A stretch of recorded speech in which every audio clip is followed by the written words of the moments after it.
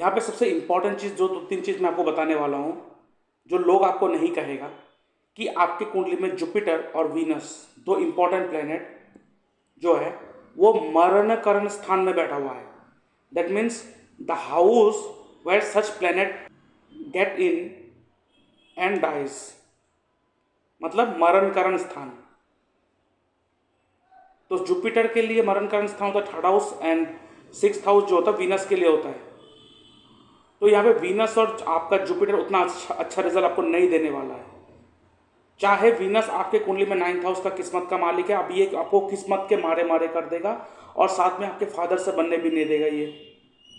ठीक है ना, आप अच्छे डिसीजन ले पाओगे राइट टाइम पर, राइट डिसीजन, विजडम की कमी होगा आपको। अब यहाँ पे जुपिटर संभल जाता अगर वो अच्छे साइन में बैठता, लेकिन बैठा भी है अपने दुश्मन के साइन में।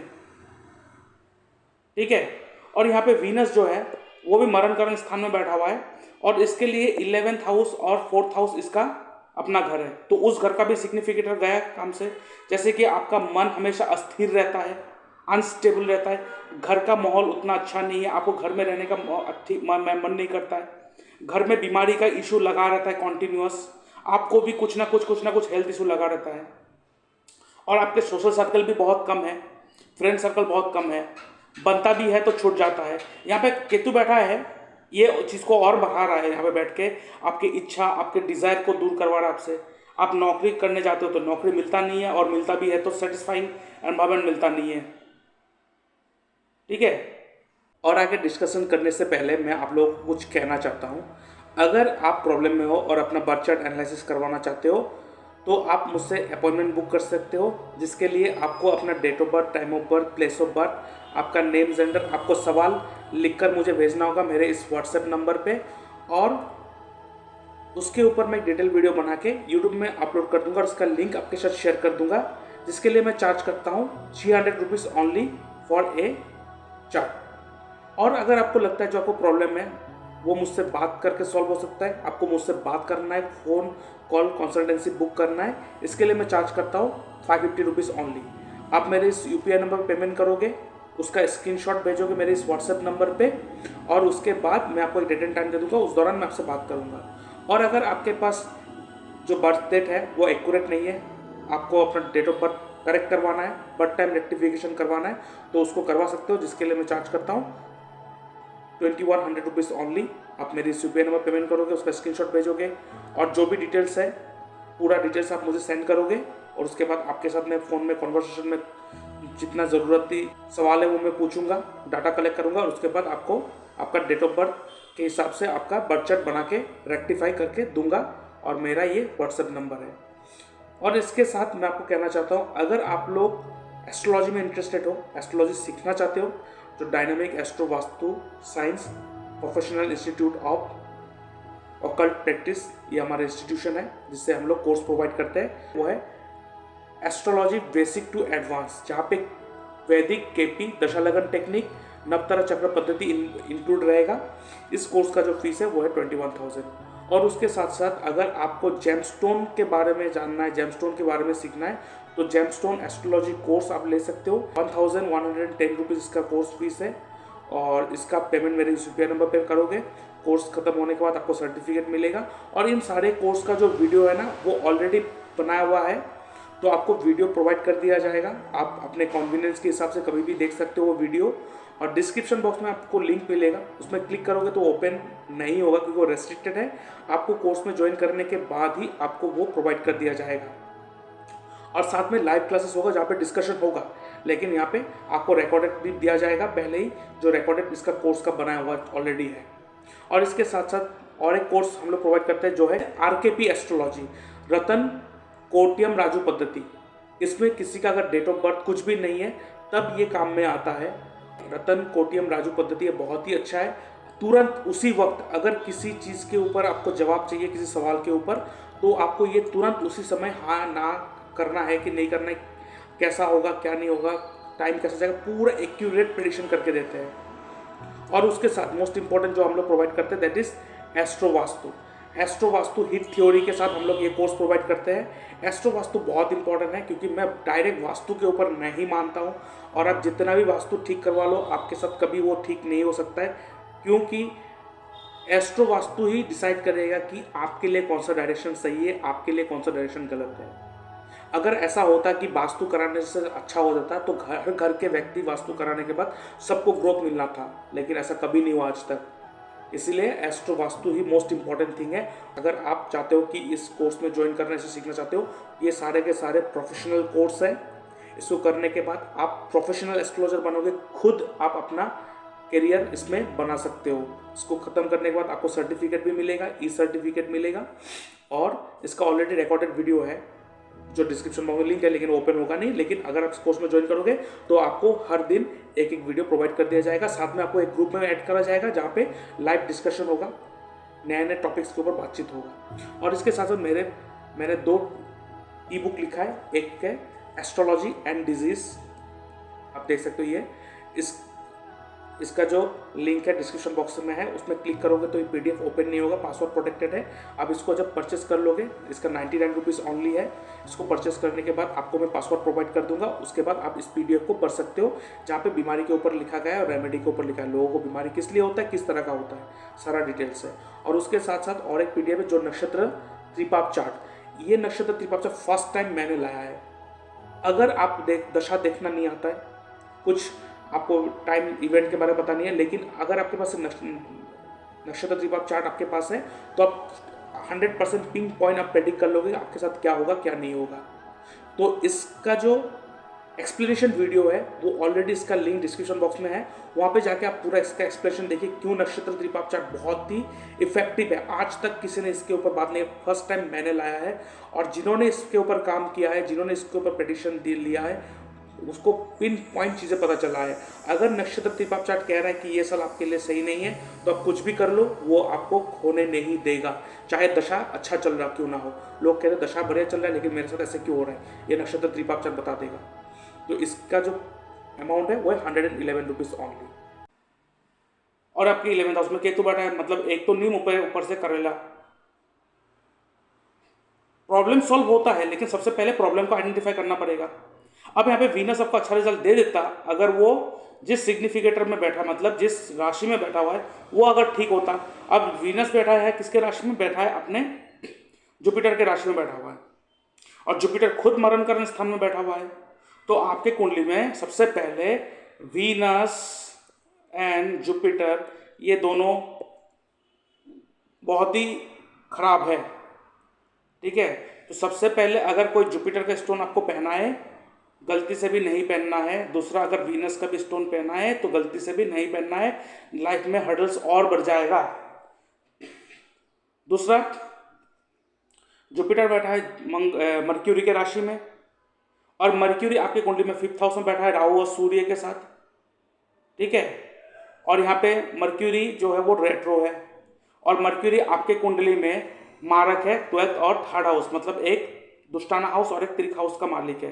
तो मर्क्यूरी जो है ना आपके कुंडली में नीचता का फल दे रहा है, और कहाँ बैठा है 5th हाउस में। 5th हाउस क्या है, हीलिंग जो आपको बीमारी होता है, बीमारी से आपको प्रोटेक्ट करता है। 5th हाउस ठीक होने में प्रोटेक्ट करता है। तो हेल्थ में भी इशू लगा रहता है, आपके स्टोमक में इशू है, गैस का इशू है, इनडाइजेशन का इशू है, कॉन्स्टिपेशन का इशू है, और ये आपको क्रॉनिक है। मतलब क्रॉनिक मीन्स ये ठीक नहीं होता है, ये प्रॉब्लम लगा ही रहता है आपको। तो सबसे पहले तो मैं ये कहूँगा कि आप मसालेदार खाना, ठीक है, बाहर का ज़्यादा फास्ट फूड ये सब खाना मत खाना। हाँ, आपको ग्रेवी बहुत चाहिए आपको, मतलब खाने में दाल या सब्जी का जो ग्रेवी है वो अच्छी तरह, मतलब पूरा पानी का तरह होना चाहिए, ग्रेवी अच्छा चाहिए, तब खा के मज़ा आता है आपको, ठीक है। तो इन सारी चीज़ के लिए ना आपको मैं एक चीज़ देने वाला हूँ, एक ही स्टोन देने वाला हूँ, एक स्टोन रिकमेंड करने वाला हूँ। यहाँ पे मंगल आपके लिए योग कारक है, देखो मंगल योग कारक है लेकिन मंगल नीच है, ठीक है। मंगल योग कारक है लेकिन ये नीच है।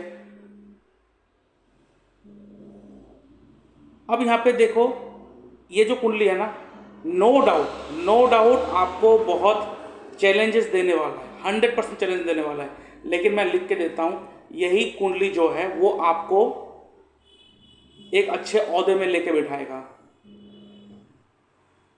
ठीक है। लेकिन ये कुंडली आपको मेहनत बहुत करवाएगा। तो सबसे पहले यहाँ पे मैं आपको कहूँगा मंगल का भी स्टोन धारण नहीं करना है। आपके कुंडली के हिसाब से कोई भी स्टोन आपको धारण नहीं करना है फिलहाल, मतलब कोई भी नहीं, मैं एक स्टोन रिकमेंड करने वाला हूँ, उसे धारण कीजिए। उसे छोड़कर बाकी किसी स्टोन का भी ज़रूरत नहीं है आपको, ठीक है। एक स्टोन मैं आपको रिकमेंड करूँगा, वो है चंद्रमा का स्टोन, मून, पर्ल, मोती। ये आपको धारण करना है 8 to 10 कैरेट्स के अंदर, ठीक है। 8 to 10 कैरेट्स के अंदर आपको ये धारण करना है। और ये आपको धारण करना है अपने मंडे के दिन धारण करना है। और रिंग जो बनाओगे आप सिल्वर में बनाओगे, ठीक है। और ये आपको धारण करना है ऑन योर रिंग फिंगर। आप ये धारण करोगे अपने रिंग फिंगर में। अब ये रिंग फिंगर कौन सा होता है? ये रिंग फिंगर आपके लिटिल फिंगर के सामने वाला जो उंगली है वहाँ पे आपको धारण करना है ऑन मंडे, और कोई भी स्टोन धारण करना नहीं है। दूसरा, यहाँ पे आपको कभी भी अपने पॉकेट में कैश नहीं रखना है, लिक्विड कैश आपके पास नहीं रखना है, नहीं तो वो कैश आपके हाथ में टिकेगा नहीं, ठीक है। आपके पास कैश नहीं होना चाहिए। आप बैंक में रखो, सेविंग कर दो, कुछ भी कर दो, लेकिन हाथ में कैश नहीं होना चाहिए, ठीक है। और दूसरा, यहाँ पे 11th हाउस में केतु है, तो आपके कुंडली में केतु और चंद्रमा, ये 2 प्लेनेट है जिसे आप पकड़ के लाइफ में आगे बढ़ो। सिर्फ ये 2 प्लेनेट को पकड़ लो। और यहाँ पे शनि देखो आपके 7th हाउस में बैठा है, वो भी आपके 7th और 8th हाउस का, मतलब त्रिक हाउस और दुष्टाना हाउस का मालिक है। मतलब शनि जो है आपके कुंडली में वो मारक है। मारक मतलब अति मारक है। तो मैं आपको सजेस्ट करूंगा कि आप ब्लैक कलर जो है ना वो ज़्यादा धारण मत करना, ठीक है। ब्लैक कलर, ब्लू कलर ज़्यादा धारण मत करना, इससे थोड़ा बच के रहना, ठीक है। तो यहाँ पे आपके लिए सबसे पहले मैं जो बताया कि आपके लिए जो सबसे बेनिफिट प्लेनेट है वो आपकी कुंडली के हिसाब से वो है चंद्रमा और केतु। अब चंद्रमा आपके 2nd हाउस में बैठा, 2nd हाउस क्या है? पैसा है। आपके 7th हाउस का, 10th हाउस का मालिक मंगल आपके लगन में बैठा हुआ है, ठीक है। और मंगल जो है आपके कुंडली में 10th हाउस और 5th हाउस का मालिक है। और केतु आपके 11th हाउस में है। अच्छी तरह से सुनिएगा, केतु क्या है? ऑकल्ट है। केतु क्या है? रिसर्च एंड डेवलपमेंट, सॉफ्टवेयर, ठीक है। चंद्रमा आपके 2nd हाउस में बैठा है। 2nd हाउस क्या है? पैसा है। और चंद्रमा क्या है? फूड है। तो आप एक चीज समझ सकते हो, या तो आप ऑकल्ट का काम कर सकते हो या आप फूड रिलेटेड काम कर सकते हो।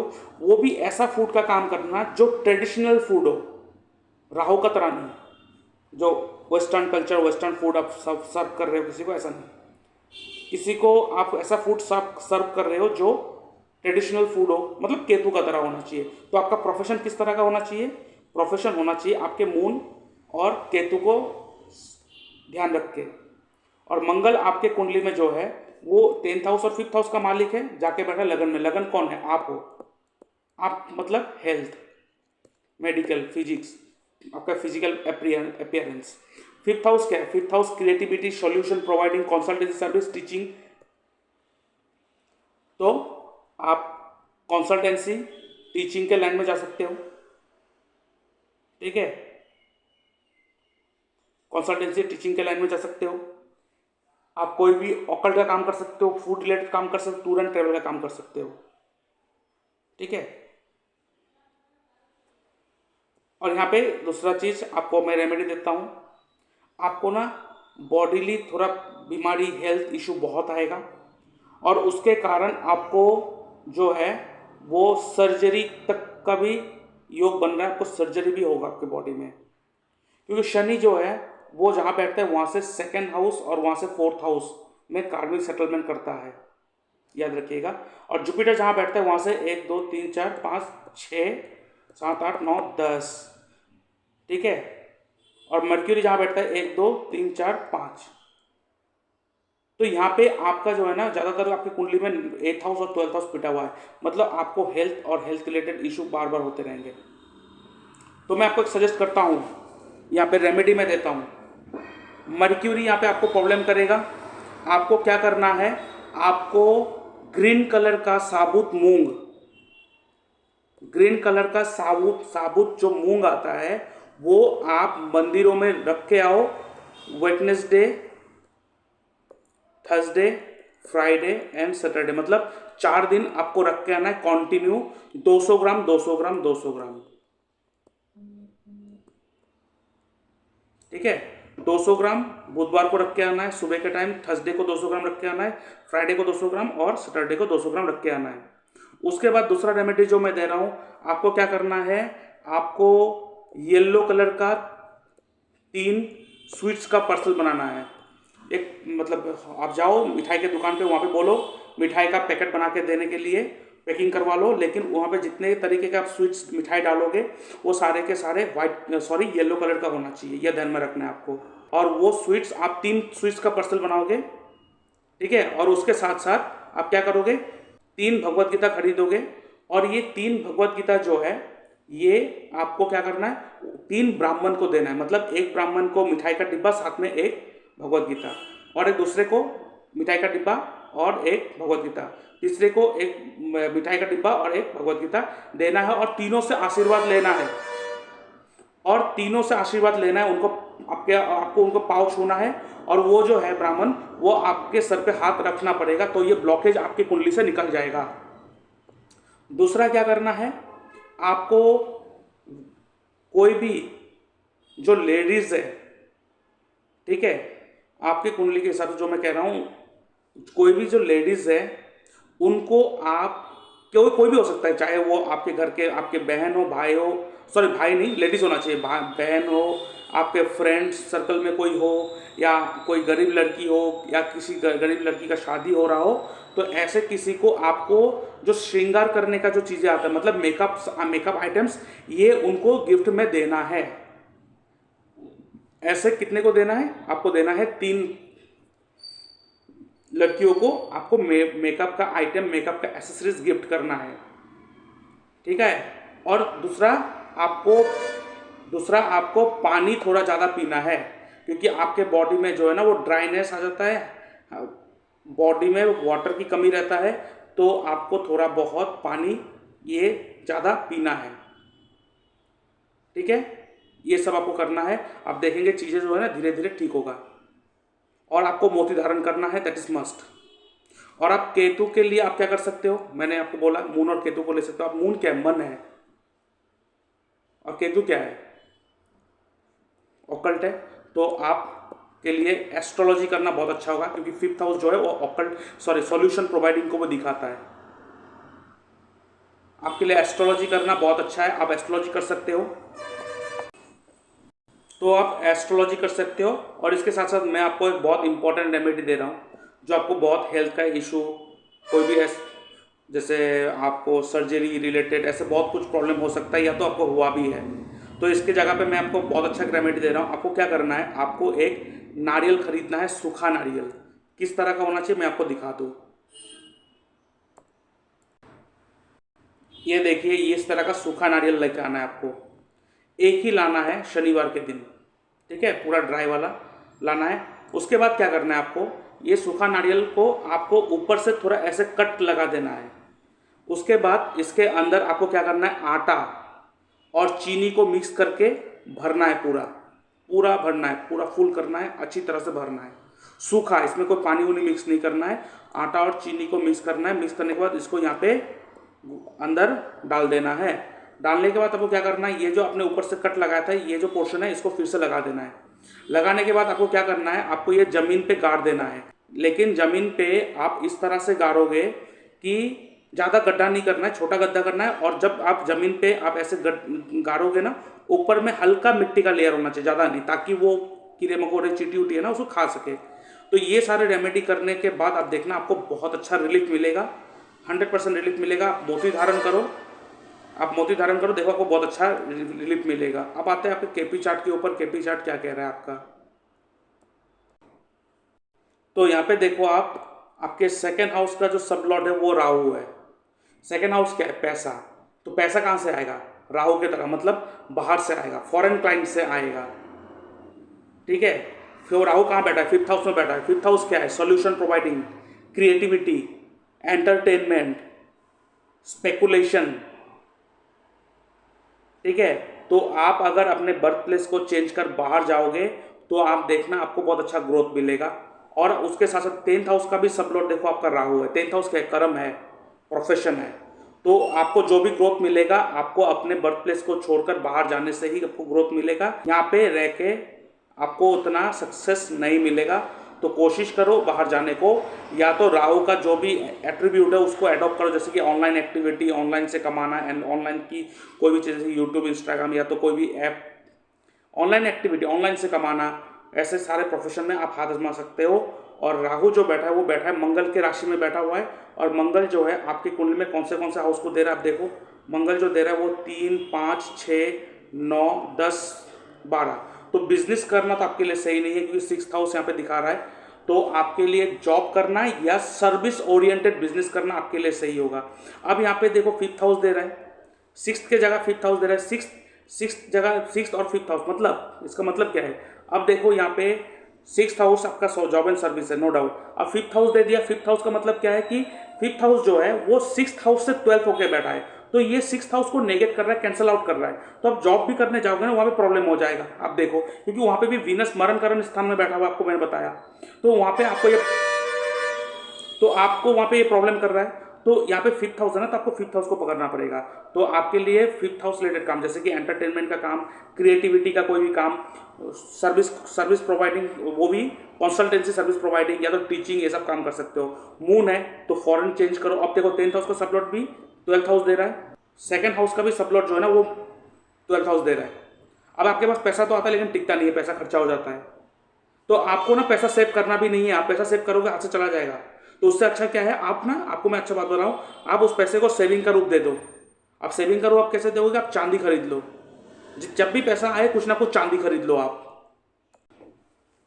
ठीक है, चांदी खरीद लो, क्योंकि 2nd हाउस का जब भी रिलेशन 12th हाउस से बने या केतु से बने, ऐसे व्यक्ति जितना भी सेव करना चाहता है, सेविंग तो होता नहीं, पैसा हाथ से चला जाता है।